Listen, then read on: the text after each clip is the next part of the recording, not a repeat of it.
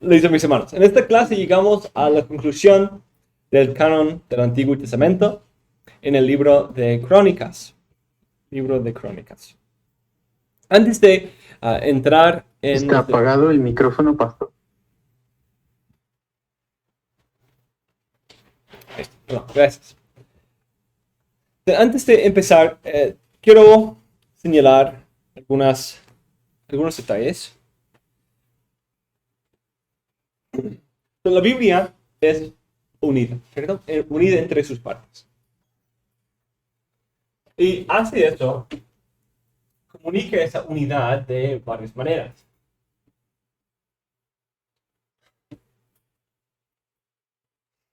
Por ejemplo, podemos hablar de temas que conforman una metanarrativa. La Biblia es unida porque cuenta una sola historia, ¿cierto? Y muchos temas se van desarrollando a lo largo del canon que provee cierta unidad. Esa realmente es la idea de la unidad de la Biblia en general, que relata una sola historia que tiene su clímax en Cristo y que es una integración temática compleja, con varios temas, pero todos integrados en esa cuerda fuerte con todos los hilos entrelazados. Otra manera en que comunica esta unidad es a través de la intertextualidad.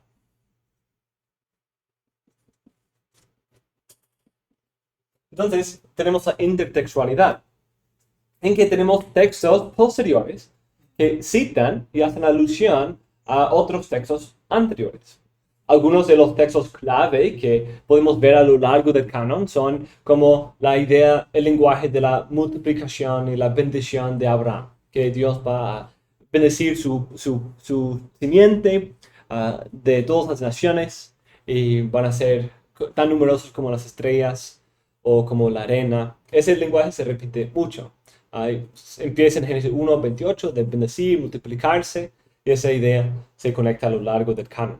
También hemos visto muchas veces la identificación de Dios en Éxodo 34, versículos 6 y 7, como algo que une muchas partes de la Biblia alrededor de la identidad de quién es Dios. Los profetas menores lo citan varias veces. Hemos visto en Esdras y Nehemías una referencia a este texto. Y entonces hay esa intertextualidad. Textos posteriores haciendo alusión o cita a textos anteriores. Repetición de textos que evoquen en nuestra mente otros textos del canon. Eso sirve la unidad, ayuda a formar la unidad y también es algo deleitoso leer. Y cuando estamos leyendo un pasaje, estamos pensando en todo el canon. Otro es a través de patrones o tipos. Intertextualidad a veces sirve los patrones y los tipos. Eso a veces ayuda a establecer los patrones. Pero a veces los patrones, como eventos o personas descritas de maneras parecidas, historias presentadas en un patrón, en un orden o estructura paralela a otras historias, como el Éxodo, como por ejemplo acabamos de ver en Esdras y en Nehemías. El pueblo en el exilio, sacado de ahí, enviado de vuelta por un líder que los envía de vuelta a la tierra prometida, van ahí, reciben oposición, y establecen un pacto con Dios. Hay varios paralelos con el patrón de la conquista original y el Éxodo. También hemos visto esos patrones del Éxodo en muchas otras partes, como en Isaías 11, Oseas 11, Oseas 3 y varios otros textos. Otro detalle son podemos hablar de los pactos. Los pactos también se sirven de la intertextualidad, se sirven de los patrones. El establecimiento de los pactos a veces es comunicado a través de una serie de pactos, pero también la idea de que los pactos se van unidos. Mucho del lenguaje de lo que Dios le mandó a Adán, por ejemplo, de ofreciéndole la vida, también poniendo delante de él la vida y la muerte. todo eso está también encontrado en el pacto de Moisés, por ejemplo. Cuando Dios dice que pongo delante de ustedes la vida, la muerte, es algo que evoca el lenguaje pactual de Génesis 2.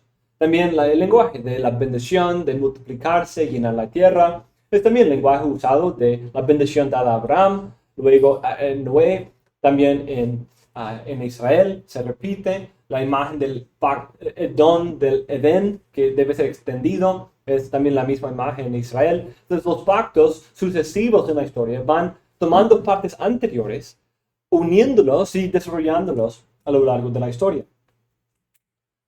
Otro detalle que tenemos es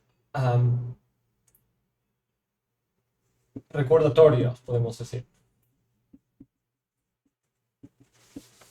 Y lo que quiero decir con esto son como lo que leímos en Nehemías 9, Salmo 105, 106, también como en Hechos 7.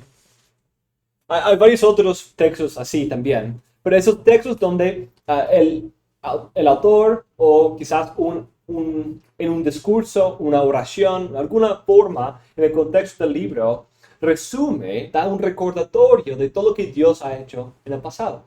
Entonces toma un momento para tomar todo eso, tomar toda la historia, quizás señalar ciertas partes clave de la historia y repetir esa historia aquí en este contexto, en un nuevo contexto. Entonces, como vimos en Nehemías, repite la historia para mostrar que Dios sigue siendo fiel a sus promesas, pero el pueblo sigue luchando con pecado de la misma manera. Entonces, usa esos recordatorios para, como en un sentido está diciendo, por si acaso se han olvidado de todo lo que han leído anteriormente, aquí lo voy a resumir para ustedes. Es algo que ayuda a tener toda la historia presente, a tener Génesis hasta Reyes en cuenta cuando estamos leyendo el libro de Nehemías. Y la parte final. Otra cosa que vemos es repeticiones.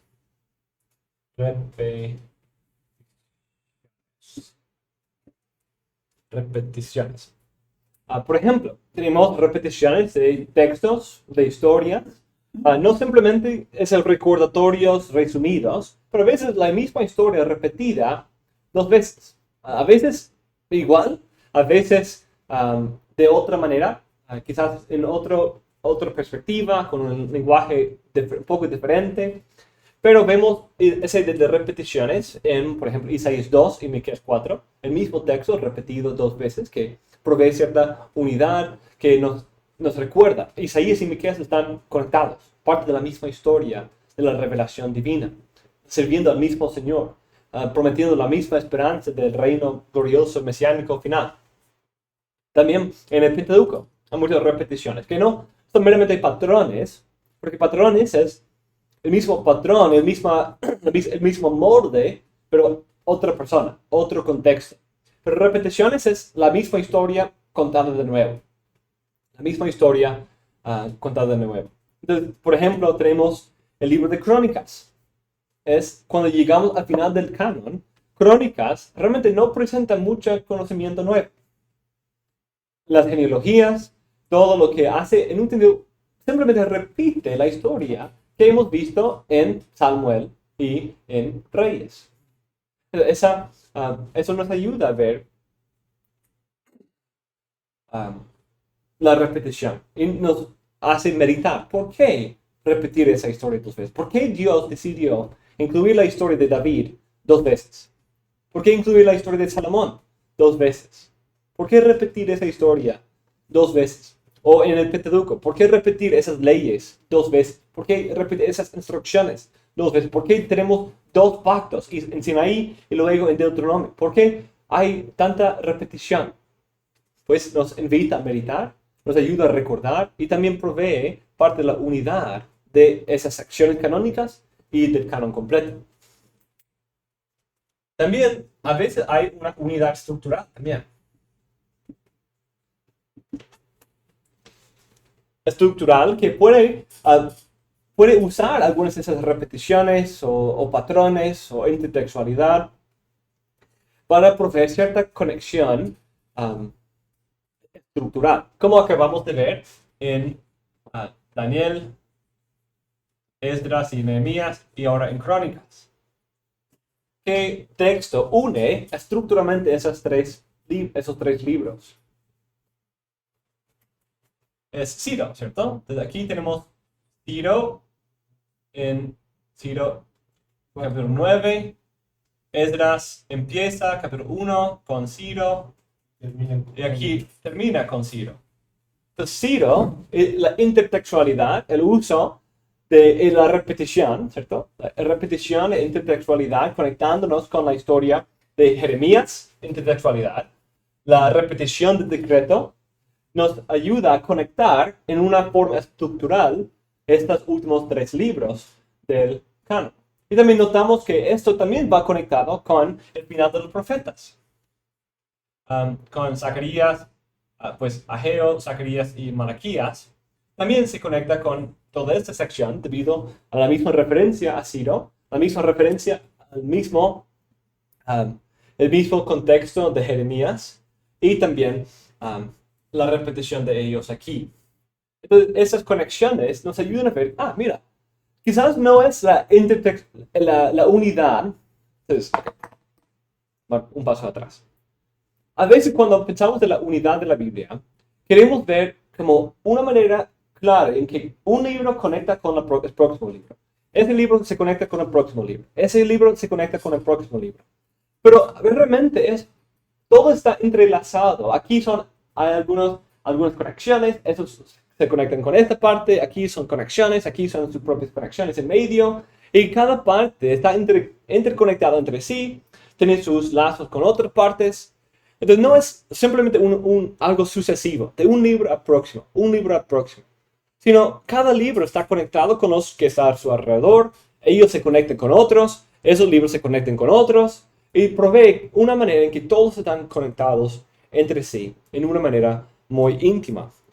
Aunque no es quizás el mismo orden lógico sucesivo que pensaríamos, pero sí son conectados a través de algunas de esas cosas. Otra cosa que hemos visto es, tenemos la Torá, los Nevi'im y los Ketuvim. Aquí tenemos el profeta como Moisés. Aquí en Josué, también vemos a Moisés. Y de aquí, en medio de esta sección, tenemos a David y Salomón. Y usa intertextualidad y también un patrón en común de Moisés pasando la carrera a Josué. Y aquí es David dando el trono a Salomón. Y usa la intertextualidad usando el mismo lenguaje, de mandar a la próxima persona a meditar en la ley, encontrar en la ley y su meditación la bendición y la prosperidad. Que conecta esto. Y también esto viene aquí al final, en Malaquías, y aquí en Salmo 1 también. Entonces, esa estructura nos ayuda a conectar. Aparece en las culturas, aparece en medio del canon, justo como en el centro de todo el canon, al final de los profetas anteriores. Es algo que ayuda a dar un sentido de unidad. Como dije, no es algo que conecta todos los libros individuales, pero es algo que, mira, hay algo panorámico, hay una unidad en todo eso, hay cierta intencionalidad en todas esas partes. Sería interesante seguir pensando en esto, pero esas son algunas de las cosas que he visto consistentemente en las escrituras que nos ayudan a conectar las varias partes. Entonces, pensando en el libro de Crónicas, vemos muchas cosas importantes que nos ayudan a recapitular el canon, ver la unidad del canon. Porque hay repeticiones, hay recordatorios, hay intertextualidad, hay la continuación de los pactos. De hecho, parte de los pactos aquí es repetido. Entonces, consideremos algunas de esas cosas. En hebreo, el nombre de Crónicas es las palabras de los días. Pero esa es como la palabra de las genealogías. En el canon hebreo, al igual que los libros de Samuel y Reyes, este libro solo constituye un solo libro, no dos. La Septuaginta lo dividió en dos. El canon hebreo también tenía diversas posesiones. A veces el principio de los escritos y toda la colección termina con Esdras y Nehemías. En la Biblia griega se situaba después de Samuel y Reyes y se consideraba más bien una adición, un apéndice para rellenar ciertos huecos en la historia de Samuel y Reyes. Entonces, parece que los autores de la Septuaginta y los que compusieron la Septuaginta no sabían bien qué hacer con el libro de Crónicas. Porque su nombre en griego es las cosas dejadas fuera. Entonces le da como un sentido secundario, ¿cierto? Simplemente viene para llenar ciertos huecos en la historia de Samuel y Reyes. No lo ven como, no, por lo menos no se presenta como una contribución en su propio lugar, sino algo simplemente agregando, llenando, complementando la historia de Samuel y Reyes. Pero su colocación al final del canon hebreo tiene pruebas antiguas, aunque no exclusivamente, y confiere al libro un papel propio más diferenciado, en lugar de ser eclipsado y visto como un refrito innecesario del acontecimiento de Samuel y Reyes, donde se coloca inmediatamente después de ellos. Ese libro ha recibido mucha crítica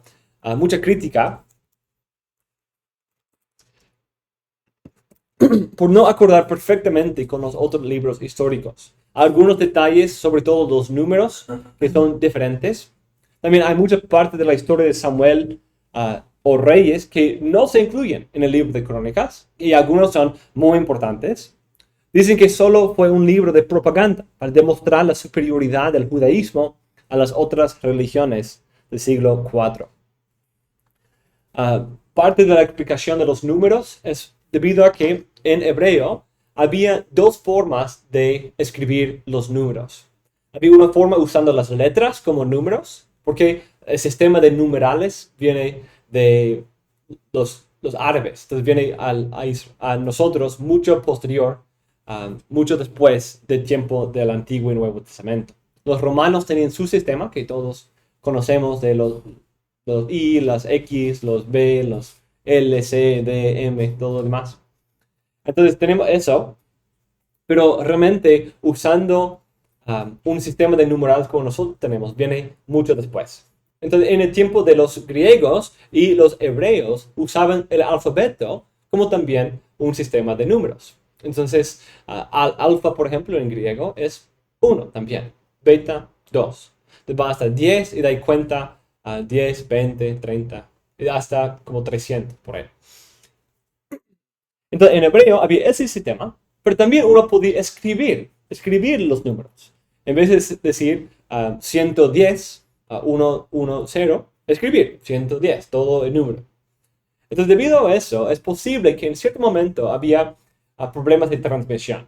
Quizás cambiando de un sistema al otro, o quizás en escribir mal uno de los números, porque cuando uno escribe el número puede errar en esas mismas semejanzas entre las letras que hemos hablado. Puede también dar cierto problema en la transmisión de los números de los textos.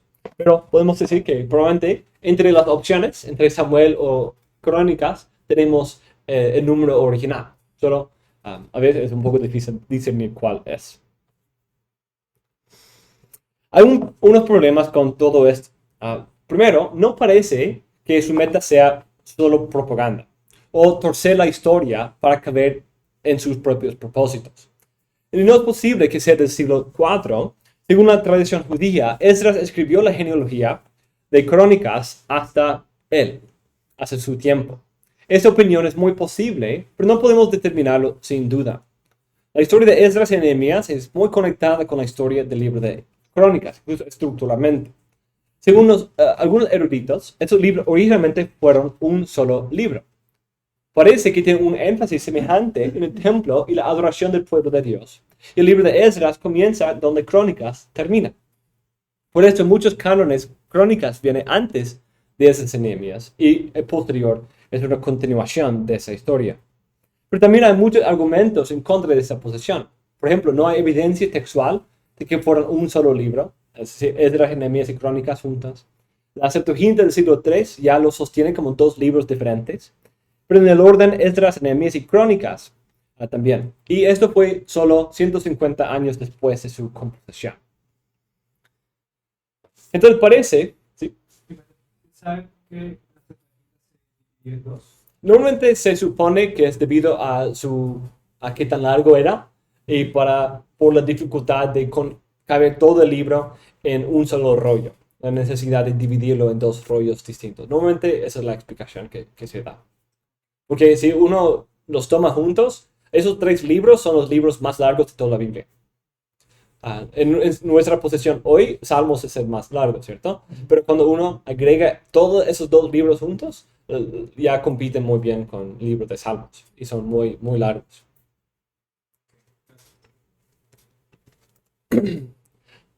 Entonces parece, según la tradición judía, que Esdras fue responsable por una buena parte de ese libro, pero continúa un poco después de él. Algunos han dicho que Nehemías lo termina, según la tradición judía. Entonces, Esdras lo empieza y Nehemías lo termina. Eso es posible debido a las consideraciones anteriores que conectan los 2 libros, entre Esdras y Nehemías y Crónicas.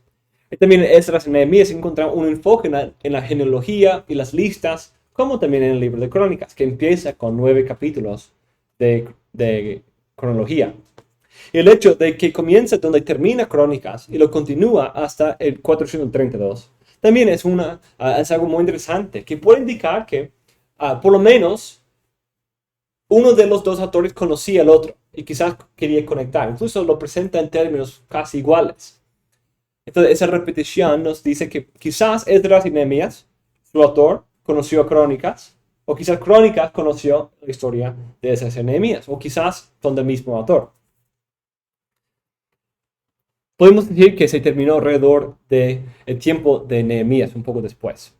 En 3:19 a 21 tenemos la genealogía de Zorobabel hasta sus nietos, 2 generaciones. Él fue el primer gobernador de Israel tras el exilio y el decreto de Ciro. Él dirigió la construcción del templo que terminó en 515, así que suponiendo 20 a 30 años para cada generación, tenemos la historia hasta aproximadamente 450. Esa realidad es importante para entender la perspectiva del libro. Aunque concluye con el llamado a regresar a la tierra y construir el templo, parece que el libro da por sentado que el regreso ya se ha producido. Cuando uno lee la genealogía que empieza el libro, ya has llegado más allá del tiempo de la construcción del templo. En un sentido, uno tiene ese contexto, que ya Crónicas no está simplemente relatando la historia hasta ese momento, sino supone la historia después de ese tiempo también. Incluso indica eso al lector por dar la genealogía de Zorobabel también, quien es el líder después del decreto de Ciro, que no aparece en la narrativa, pero la genealogía está ahí. Entonces, si suponemos que el autor terminó la genealogía justo antes de sus contemporáneos, esto encaja muy bien con el tiempo de Esdras y Nehemías, usando esa cronología. Por tanto, si fue escrita por Esdras y terminada por Nehemías, la fecha de su composición sería algún momento antes de 425. Otros argumentos que sirven esto es que usa una moneda persa, que es el dracma o darica en 1 Crónicas 29:7, que habla de un tiempo después de 515. Algunos dicen que esta moneda debe su nombre al rey Darío, pero esto no niega la idea de que Esdras sea su autor. Además, hay una cita de Zacarías 4 en 2 Crónicas 16, pero eso tampoco rechaza la idea de que fuera escrito por Esdras. Incluso Esdras conoce a Zacarías y a Ageo, por lo menos de sus escritos. El argumento determinante es la interpretación de la genealogía en 3:19 a 24. 3:19 a 21 claramente da la genealogía de Zacarías, de Zorobabel, hasta sus nietos. Pero 21b introduce nombres que no están en la genealogía anterior. El texto de 3:21 parece ser una introducción de la genealogía de otros hombres contemporáneos con Zorobabel y luego. Algunos quieren decir que es la continuación de la genealogía de Zorobabel hasta 6 generaciones, o incluso 11 según la Septuaginta. Entonces, si algunos dicen eso nos lleva al tiempo de Alejandro Magno, más o menos, unos 100 años después. Porque vamos de sus nietos a 3 generaciones, él, sus hijos y sus nietos, hasta 6 o 11 generaciones después. Entonces, más de doble del tiempo que hablamos anteriormente. Pero hay evidencia en contra de esto, como la presencia de referencias al reino de Persia y no de los griegos. También no hay tanta evidencia helenística en ese libro.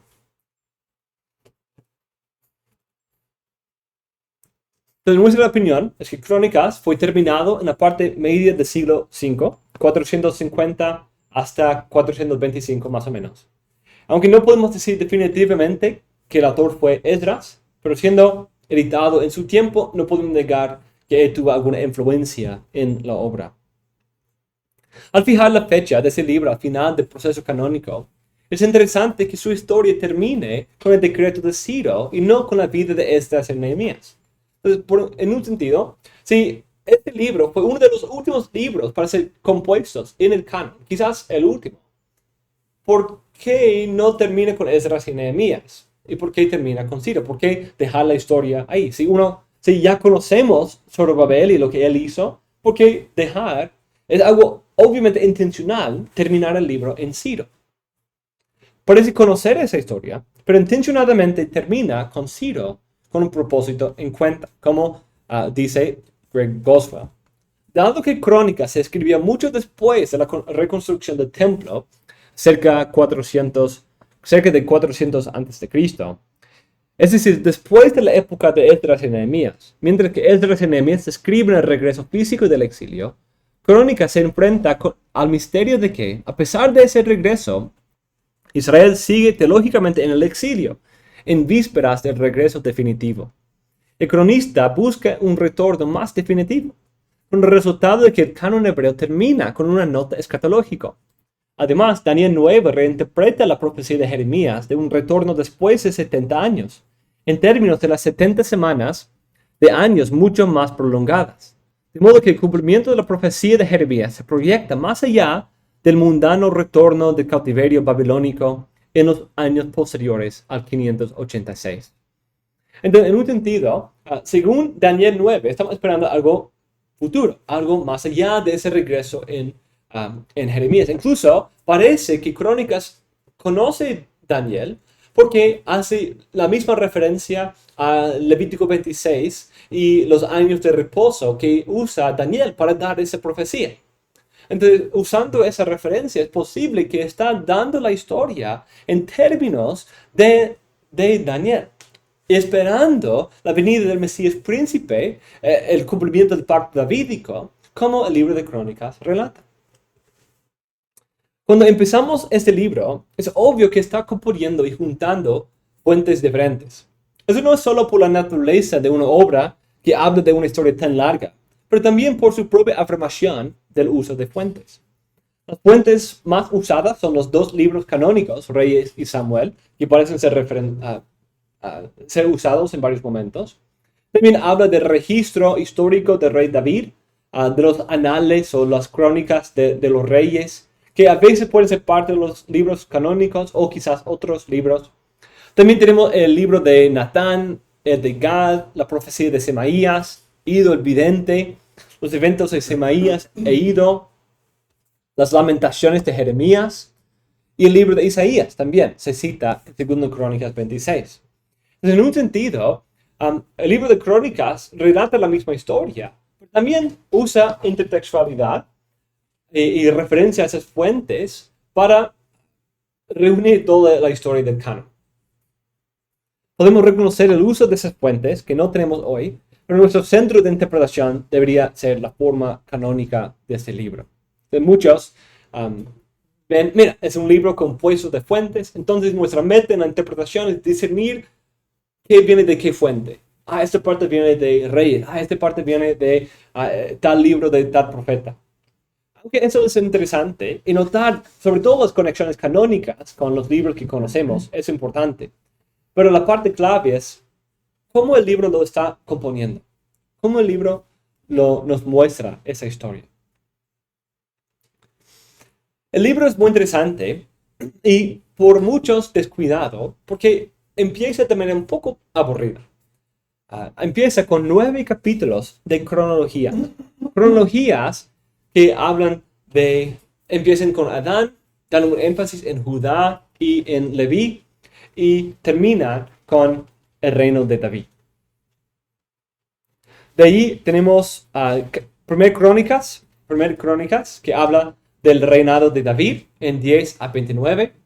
Tenemos algo interesante en que vemos el pacto con David y un salmo metido en medio de la narrativa, una técnica parecida a Samuel, en que termina con un salmo de David ahí metido en medio de la historia para señalar una conexión importante. Y lo mismo sucede aquí en el libro de Crónicas. Y de ahí, Segunda Crónicas da un énfasis en Salomón, en los primeros 9 capítulos. Y de ahí continúa la historia de Judá, enfocándose casi completamente en Judá, hasta su caída y el decreto de Ciro al final.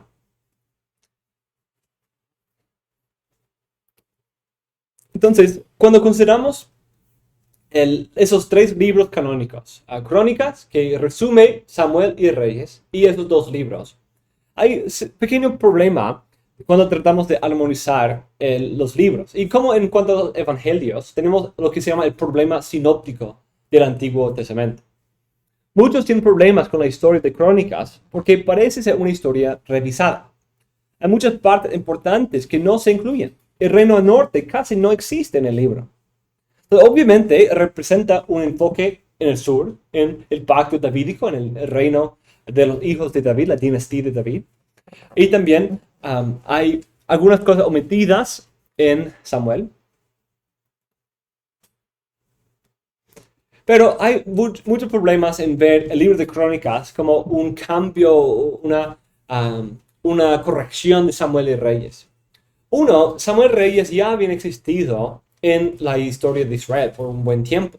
E incluso parece dar a entender al lector que conoce los libros de Samuel y Reyes. No está buscando, incluso a veces nos dice que podemos ver lo demás en los otros libros de los reyes.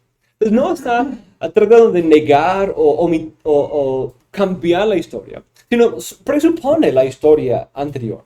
Presupone que los lectores ya conocen la historia. Entonces tiene otra intención detrás de este uso de la historia. Un autor dice, todos los intérpretes coinciden en que Crónicas se escribió después de Samuel y Reyes, que el escritor esperaba que sus lectores estuvieran familiarizados con esa historia anterior. Por lo tanto, si queremos conocer las partes que no están en Crónicas, simplemente podemos ir a los otros libros. El libro de Samuel ya había existido por 500 años, el libro de Reyes por varias décadas, quizás hasta 500 años, 550 años antes de Crónicas. Pero si nos perdemos el punto si pensamos que la meta de Crónicas es solo proveer el resto de la historia, llenando los huecos. Entonces podemos aprender mucho de cómo Crónicas usa los otros libros, y cómo es diferente que ellos y cómo es parecido a ellos. Sí es verdad que había unas partes cuando Crónicas da la información omitida en otros libros. Por ejemplo, en 1 Samuel 31 y 1 Crónicas 10, versículos 9 y 10 demuestran la muerte de Saúl. Los filisteos toman su cuerpo, le quitan la cabeza y envían la armadura, el cuerpo y la cabeza a diferentes partes de Filistea. Samuel nos cuenta la destinación de la armadura y el cuerpo, y Crónicas nos da el destino de la cabeza. Se pueden ver otros ejemplos de ese proceso también. Otras diferencias así cuando relatan la misma historia, pero de manera diferente se ven en el orden. También a veces lo presentan en órdenes diferentes. Por ejemplo, la lista de los hombres valientes de David ocurre al final de 2 Samuel, en 2 Samuel 23, pero en la historia de Crónicas empieza casi al principio de la historia de David, en capítulo 11. Otra manera muy problemática en que son diferentes es en unos hechos y datos. Por ejemplo, los libros a veces tienen diferentes nombres para ciertas personas, o los números de ciertas cosas son diferentes. Podemos decir dos cosas con referencia a esto. Primero, tal vez había un proceso de rondear los números en uno de los libros. Eso puede ser el caso. Dos, puede haber diferencias textuales, crítico-textuales. Tal vez había un error en la transmisión o algo así. Entonces, como dije, puede ser en ese cambio de un sistema de enumeración a otro. Junto con esas diferencias, encontramos que hay muchas historias en crónicas que no están en los otros libros. Y algunas historias en los otros que no están en crónicas. Primero, encontramos que crónicas agrega más información sobre las preparaciones de David para la construcción del templo. De hecho, eso es un patrón. Enfatiza ese mismo punto en cuanto a David, en cuanto a Salomón, en cuanto a Ezequías y Josías. Entonces, esas historias se alargan más debido a un enfoque en el libro de Crónicas. Entonces, considerando las fuentes que tenían y cómo el autor de Crónicas redactaba esas fuentes, agregaba, quitaba, nos puede indicar un poco su meta individual. Entonces, ese detalle que David tiene capítulos en el libro de Crónicas que no están en Samuel, de cómo él preparaba todas las partes. En un sitio de Samuel no vemos eso. Y parece que Salomón está haciendo toda la preparación del templo.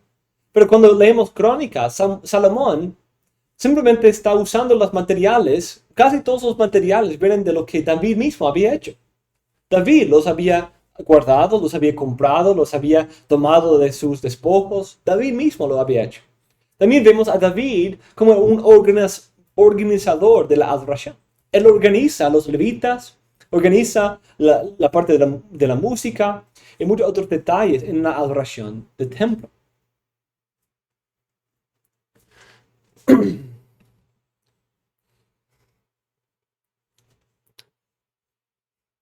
Entonces hay más detalles sobre esa parte de David y Salomón, y también hay más detalle en la historia de Ezequías y Josías.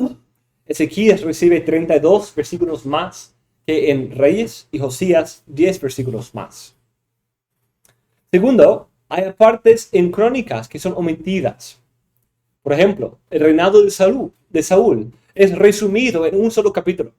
Es casi todo el libro de Samuel, de 1 Samuel, pero en Crónicas solo aparecen en capítulo 10. Obviamente, esa transición de Saúl a David no es tan importante en el libro de Crónicas. David siempre era el rey prometido, el rey verdadero. Y realmente solo habla de su muerte también. También omite la historia de la bondad mostrada con la familia de Jonatán en 2 Samuel 9. También muy llamativo es la omisión del adulterio, del pecado sexual de David con Batsabé. Y el pecado de sus hijos en la violación de Tamar, su hija, por su medio hermano. También omite la rebelión de Absalón. Omite casi todos los pecados de David. En el libro de 2 Crónicas tenemos la omisión de los pecados grandes de Salomón también.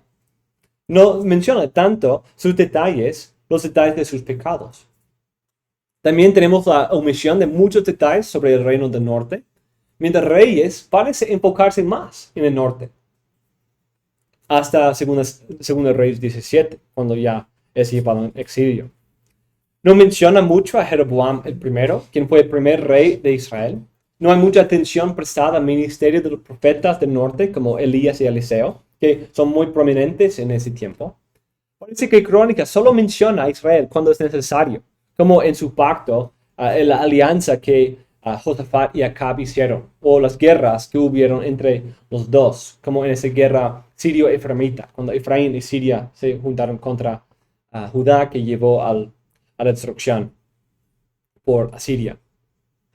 Entonces, esta introducción a las diferencias entre los libros puede ayudarnos a entender un poco la teología del libro. El libro es histórico, relata una historia verdadera, pero con una intención teológica, algo que se llama tendencia. Es decir, hay una agenda. Él está relatando la historia, pero con un propósito teológico, con un mensaje teológico detrás. Richard Pratt dice, en Crónicas, la historia y la teología son tan completamente interdependientes que es imposible justificar la sugerencia de que una tenía prioridad sobre la otra para el autor. Entonces, su intención es registrar la historia, pero también su meta es dar un mensaje teológico. Por ejemplo, este libro presenta el reinado de David como un reino ideal. No menciona los pecados graves mencionados mucho en el libro de Samuel, y el único pecado que sí menciona es el censo. Y aquí el censo es presentado de otra manera, que parece quitar algo de la culpa a David. Por ejemplo, en 2 Samuel 24, dice, volvió a encenderse la ira de Jehová contra Israel, e incitó a David contra ellos a que dijese, ve, haz un censo de Israel y de Judá. Pero en 1 Crónicas 21, dice, pero Satanás se levantó contra Israel e incitó a David a que hiciese censo de Israel. Qué interesante ese contraste. Uno dice que es Jehová y el otro dice que es Satanás. Y de ahí en 24-25, y edificó allí David un altar a Jehová y sacrificó holocaustos y ofrendas de paz. Y Jehová oyó las súplicas de la tierra y cesó la plaga en Israel.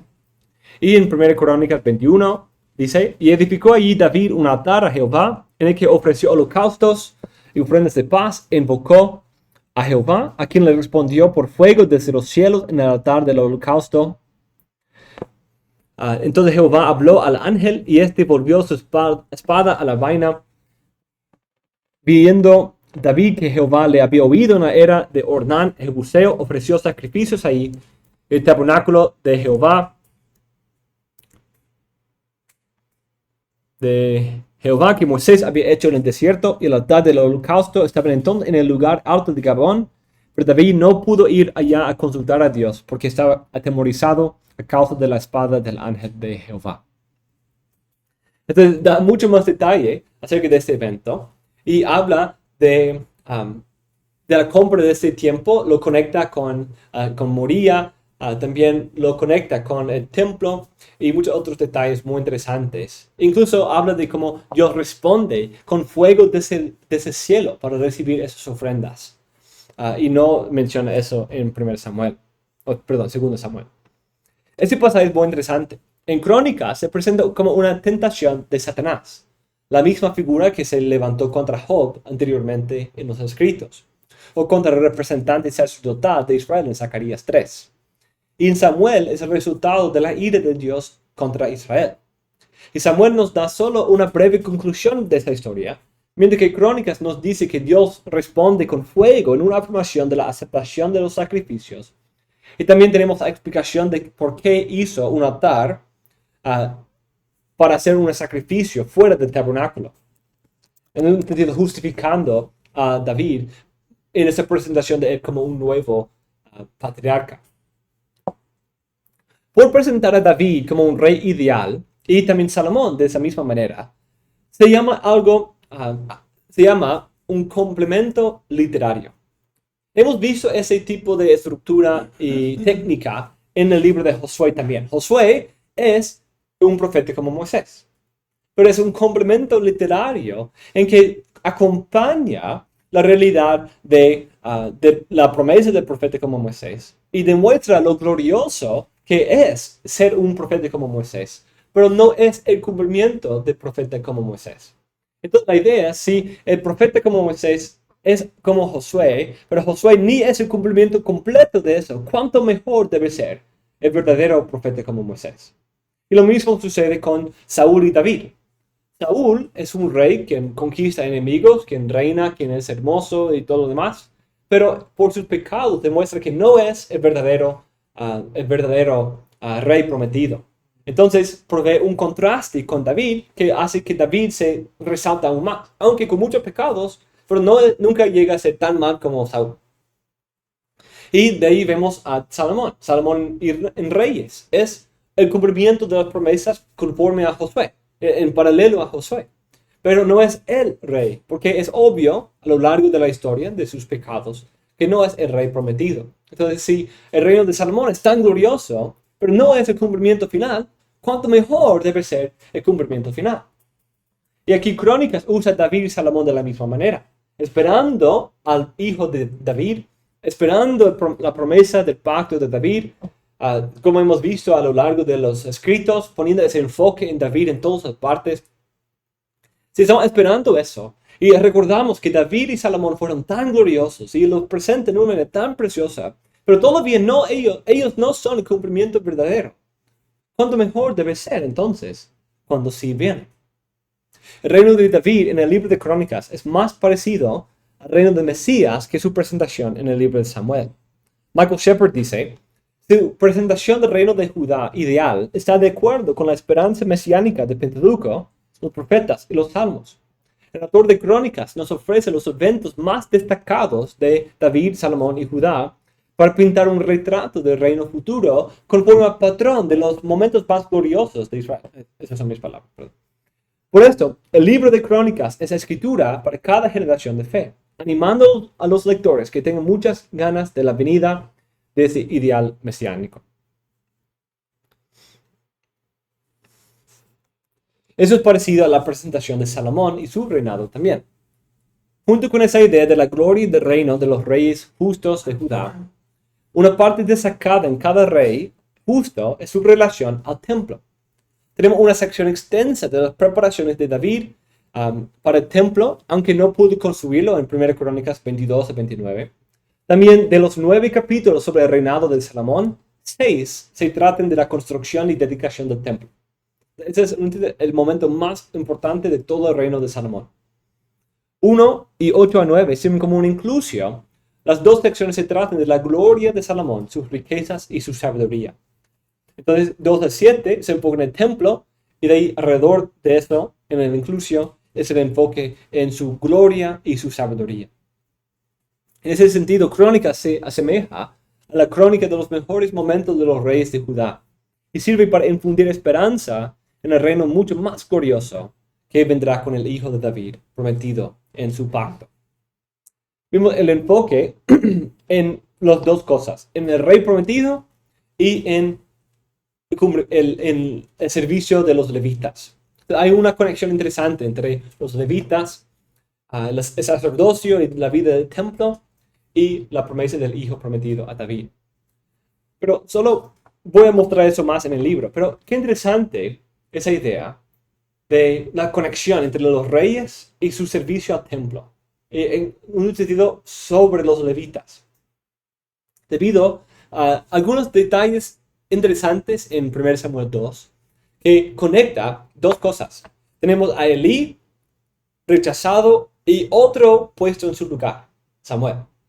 Tenemos a Saúl y él rechazado y otro puesto en su lugar, y los dos presentados como el origen de una dinastía en Israel, de levitas o sacerdotes y de reyes que dura para siempre. Y los dos que salen delante de Israel en términos de lo que Dios dijo de Josué en Moisés, en Deuteronomio. Entonces, muchas conexiones entre Samuel como el sacerdote ideal y David como rey ideal en el libro de Samuel. Pero Crónicas une esas dos en el mismo rey, en un solo rey, o todos los reyes, que son el cumplimiento glorioso del pacto con David, pero también sirven en el templo. Y es interesante ver las promesas mesiánicas en pasajes como Salmo 110, que habla del Mesías como el rey prometido a David, el Señor de David, quien tiene todos sus enemigos puestos bajo sus pies, pero también como que, ¿qué más dice Salmo 110? Él es un sacerdote conforme al orden de Melquisedec también. Entonces tenemos, ¿y quién es Melquisedec? Es un rey sacerdote sobre Jerusalén, sobre la ciudad de Jerusalén. Entonces, en un sentido, David se presenta en términos de Melquisedec, aquí en el libro de Crónicas, como ese rey sacerdote, como el rey quien gobierna también la adoración del templo, construye el templo, organiza el templo, hace sacrificios en el lugar del templo, y muchos otros detalles también. Es algo muy interesante.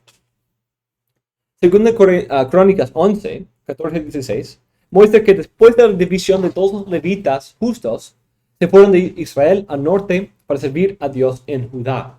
Entonces, eso es un detalle interesante. A los levitas en Reyes no aparecen tanto, pero recordamos las palabras de Jeroboam, cuando él dijo, vamos a construir en Betel, en Dan, nuestros propios templos, para que el pueblo no tenga siempre una parte de su corazón en Jerusalén, aliado al rey de Judá. Entonces hizo esos templos para separar el corazón. Pero dice Crónicas que los levitas verdaderos salieron de Israel y fueron a Judá.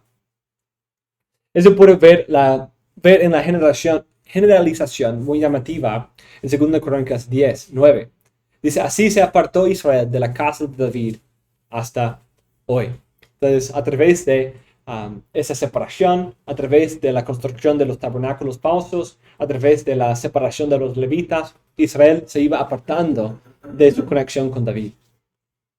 En la historia de Josafat, tenemos una lista de sus contribuciones al templo. Capítulo 29-32 nos da la historia de Ezequías. La primera cosa que hizo fue purificar el templo. 29:3-31-21 tiene que ver con el templo y los levitas. También Josías recibe mucha atención y su enfoque en las reformas de Josías en la manera de adorar en 34 y 35. Las últimas palabras del libro relatan ese tema también, hablando de que va a edificar casa en Jerusalén que está en Judá, en ese lugar donde Dios había decidido poner su nombre. Ese libro nos muestra la conexión entre el rey y el sacerdocio, el reino y el templo. Es algo interesante porque en el libro de los 12 que vemos, ¿se acuerdan de en Amós 9, por ejemplo? Habla de que Dios va a levantar de nuevo el tabernáculo caído de David, que usa el lenguaje que habla de su dinastía restaurada, pero también habla del templo restaurado en el mismo evento. O también en Zacarías, un texto muy obvio en varias partes, que habla de Zorobabel o de Josué como esos tipos de el rey sacerdote, el sacerdote coronado en Zacarías 6. O en Ageo, ese Zorobabel usado como el tipo, porque así será el renuevo de David. En un sentido, Crónicas está haciendo lo mismo, presentando esa unión entre rey y sacerdocio, reino y templo, para mostrar cómo será lo glorioso cuando el reino de Dios es el monte elevado sobre todos los montes y donde Dios mora allí en justicia, gloria y sabiduría. Ese libro nos muestra la conexión entre la dinastía davídica y el templo. Esto empezó con el deseo de David a construir una casa para Jehová, pero Dios le dice que él va a construir una casa para él. Y eso se relata en 1 Crónicas 17. Pero la promesa es que la simiente prometida de David va a construir la casa del Señor. Entonces, si ese es el pacto, qué interesante que el libro termina con un llamado de alguien que los hijos de Israel vuelvan y construyan la casa del Señor. Esa conexión entre el reino ideal y el templo es muy importante. Vemos la presencia especial de Dios en ese reino. Vemos la justicia y obediencia de ese reino y su rey. Vemos también en muchos casos que la gloria de los reyes induce a las naciones que traigan riquezas al reino de Dios. Imágenes de los profetas. Eso vemos en las contribuciones de las naciones para el templo que David quiere construir. Y en otra parte como reinado de Salomón. En el libro de Crónicas, no son solamente David y Salomón, sino su gloria y sabiduría provoca que las naciones también vengan y traigan sus glorias y riquezas. Incluso Ciro mismo es un ejemplo de eso. Él mismo buscando construir esa casa.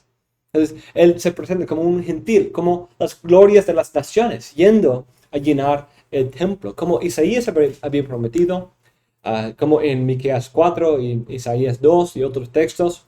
Pero Apocalipsis también dice, y las naciones que hubieran sido salvas andarán a la luz de ella. Y los reyes de la tierra traerán su gloria y honor a ella.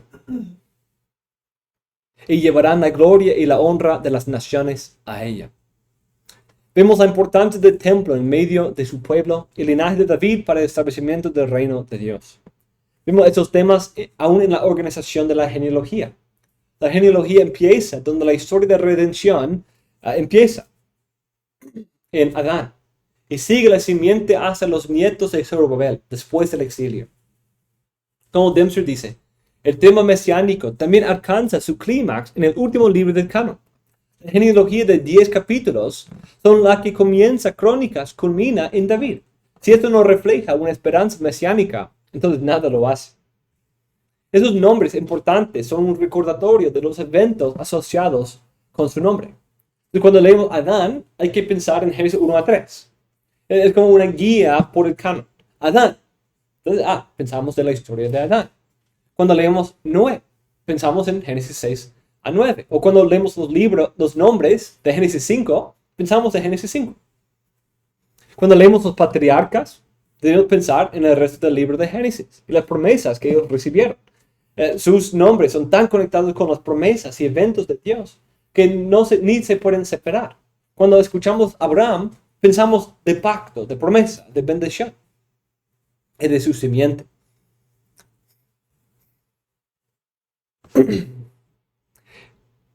Este cambio de nombre,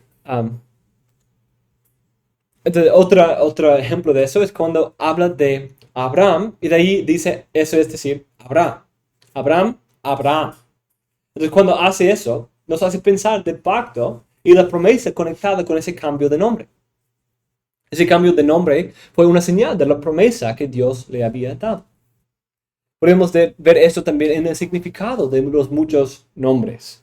Muchos de los nombres de los autores o de los personajes bíblicos, su nombre depende de su rol en la historia. Por ejemplo, en Peleg, ¿cierto? ¿Era su nombre?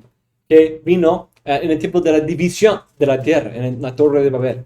Fares, por ejemplo, habla de la manera en que él nació. Todos los hijos de los patriarcas tienen un nombre conectado con alguna profecía acerca de ellos o algún evento en la vida de sus padres en ese tiempo. Entonces todos se conectan con algo, un evento, una historia. Leer una genealogía es repetir las escenas rápidamente de toda la historia. Y en esa genealogía nos muestra algo del punto. Su mayor enfoque es en Judá y en Leví. Las dos tribus de Leví y Judá reciben mayor enfoque. Entonces, el libro de Crónicas es muy importante porque parece ser la conclusión a la Biblia. Al usar esas genealogías de esa manera, repetir la historia anterior, hacer referencias a las muchas partes del canon, los profetas y muchos otros detalles, nos deja con un pequeño resumen de todo el canon. Al final, una recapitulación que nos deja todavía en espera para el cumplimiento del pacto con David, el pacto con Abraham, Isaac, el quien construye el nuevo templo y quien reina en paz, sabiduría y justicia para siempre. La promesa de David, de un reino que va a destruir a todos los enemigos de Dios y su pueblo y llevar la presencia de Dios en medio de su pueblo y reinar para siempre. Hemos visto desde Adán, cuando eso fue la intención original. Pero eso cabe mucho, por esto cabe bien que este libro nos provea un resumen de la historia de redención. Como un autor dice, el tema mesiánico de regreso a Sion, como una conclusión apropiada para las escrituras, fue probablemente la consideración primordial en el posicionamiento del libro de Crónicas al final del canon. Otra prueba de que la disposición de las escrituras tenía por objeto expresar ciertas ideas principales del judaísmo puede buscarse en el hecho extraordinario de que el capítulo inicial de los antiguos profetas, Josué 1:8, y de los últimos profetas, Isaías 1:10, y el capítulo final del corpus profético, Malaquías 3:12, así como el capítulo inicial de los Ketuvim, contienen todos una referencia a la Torá. Ese libro sirve como una buena conclusión a la Biblia. Vemos la esperanza de ese reino prometido reafirmada después del exilio por esa representación de la historia de Israel. Ese libro resume toda la historia de la Biblia, desde Adán hasta el final. Crónicas es el último libro del Tanakh, ya que cierra el Antiguo Testamento con el Génesis, pues repasa toda la historia del mundo a partir de Adán.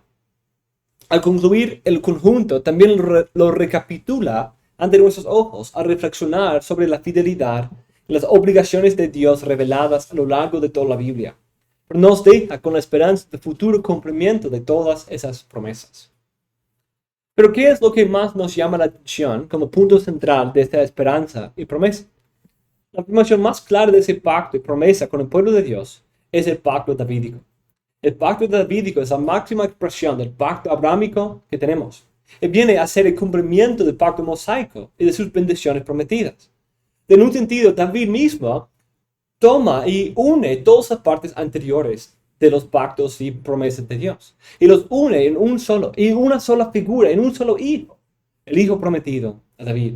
Entonces, al usar a David, estamos viendo una esperanza para la venida de ese hijo prometido. El libro concluye con una interpretación del decreto de Ciro de que el pueblo pueda regresar a la tierra a la luz de Jeremías y Daniel, y desde la perspectiva de que ese regreso ya ha comenzado a producirse en su cumplimiento parcial y tipológico.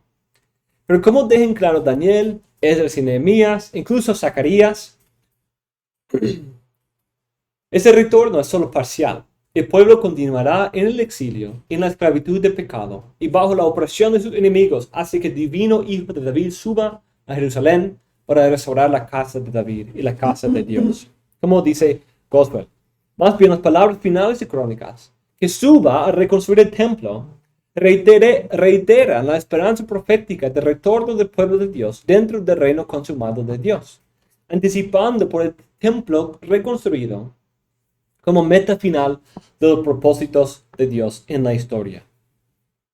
Ese libro concluye con un interesante llamamiento a que el hombre fiel entre los israelitas suba a Jerusalén y reconstruya el templo y la casa davídica. De hecho, es posible que veamos en las palabras del cronista la esperanza de que el que atendiera este llamado sería el Ciro antitipológico de Isaías, el hijo antitipológico de David, quien iba a inaugurar el reino glorioso prometido a David y Salomón, del cual el reino de David y Salomón son tipos en este libro. Aunque, por supuesto, llama a todo el pueblo a regresar, su llamada es especialmente para ese rey prometido. Y quizás es algo conectado con Números 24, cuando en Números 23 es el pueblo que Dios saca de Egipto, pero de ahí es el rey que saca de Egipto. En un sentido, tenemos la idea de que Dios regresa, da el retorno de su pueblo, pero también está dando el retorno de su rey prometido. Con este llamado, el libro de las Crónicas y la Biblia hebrea concluyen de forma abierta. El exilio continúa y se mantiene la esperanza de que vuelva el hijo davídico. Como dice un autor, no es cierto, por tanto, que el Tanakh, que termina con Crónicas, no tenga un sentido de incompletitud, pues espera un retorno más definitivo del pueblo de Dios, tal como lo describen los profetas, incluyendo el libro de Jeremías, con el resultado de que el Tanakh termina con una nota de expectación escatológica. También Paul House dice, Crónicas proporciona una conclusión apropiada para los escritos y el resto del canon por su conciencia histórica, su conciencia canónica, su sensibilidad hacia la importancia del culto y su énfasis en la retribución divina. La amplitud de la visión del cronista, que abarca desde Adán hasta el exilio, realza su idoneidad como libro de síntesis. Su ubicación al final de los escritos hace de esta historia del Antiguo Testamento la más diversa de todas, un final apropiado para el segmento más diverso de la ley, los profetas y los escritos. En resumen, el libro de Crónicas es una conclusión adecuada a la Biblia hebrea. A través de su genealogía y narrativa, recapitula toda la historia de Israel, desde Adán hasta la actualidad en el exilio. Además, en medio de esta recapitulación de la historia, destaca dos áreas de la misma, la dinastía de David y la construcción del templo de Dios.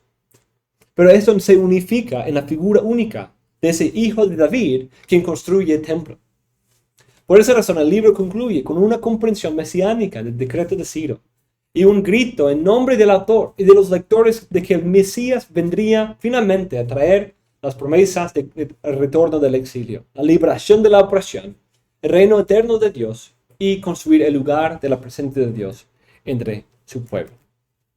Entonces, Crónicas nos prepara muy bien para la venida del Nuevo Testamento, de ese hijo de David, quien establece el reino de Dios y el templo de Dios entre su pueblo.